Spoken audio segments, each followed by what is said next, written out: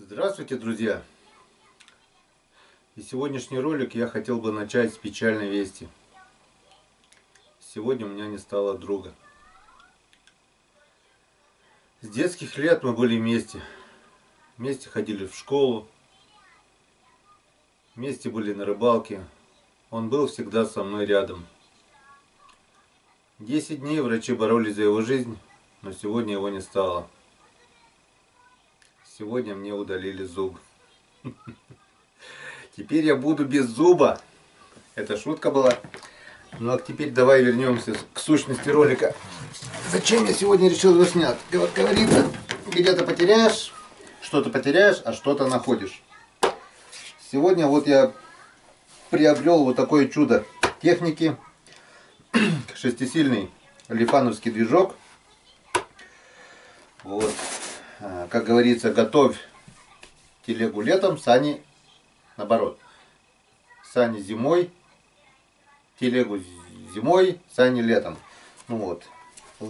Этот моторно-лодочный ветерок 8 я приобрел зимой, потому что скоро весна. Надеюсь, когда все растает, весна наступит. Вот такой вот, сколько он весит? Ну, килограмм может быть 10 максимум.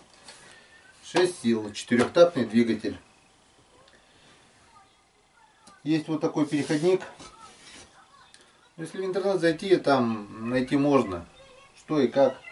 Просто о чем я говорю. Шайбочки, болты. Вот такой вот вал. Прямиком вставляется двигатель. И, как я понял, к ноге ветерка. Охлаждение воздушное. Стоимость этого чуда. Стоимость мотора 10 320 рублей. И вот этого барахла всего. Вал, гаечки, переходнички. Около 4000. Кое-какую скидку мне магазин сделал. Там по карте. В итоге вышло у меня 13 220 рублей. Купил так, как он уже был последний. К сезону, скорее всего, его уже не было.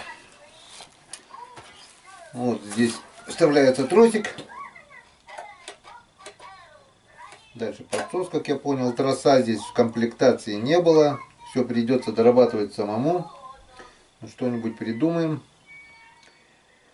Ну, что я хотел бы сказать. Самый главный плюс в этом двигателе, это, конечно же, опять экономность. То, что он экономный, это всем известно. Четырехтактный, это не двухтактный. А все остальное мы увидим, как сойдет лед с речки. Мы попробуем собрать его. У меня два ветерка. Один на ходу, второй не на ходу, можно так сказать. Ну, редуктора, нога, вроде бы все работало. Так что мы его постараемся поставить на ветерковскую ногу. Ну и покажем, что из этого у нас получится. Увидимся на рыбалке. Не сегодня, скорее всего завтра я поеду на рыбалку. По прогнозам погода вроде так немножечко налаживается. То, что было этой неделю, это было что-то с чем-то.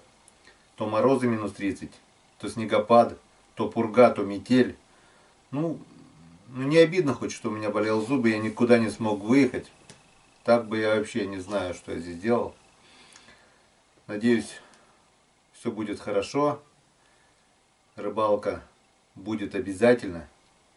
Ну и, естественно, будет видеоотчет, который увидите на канале Коми Рыбак. До встречи на реке.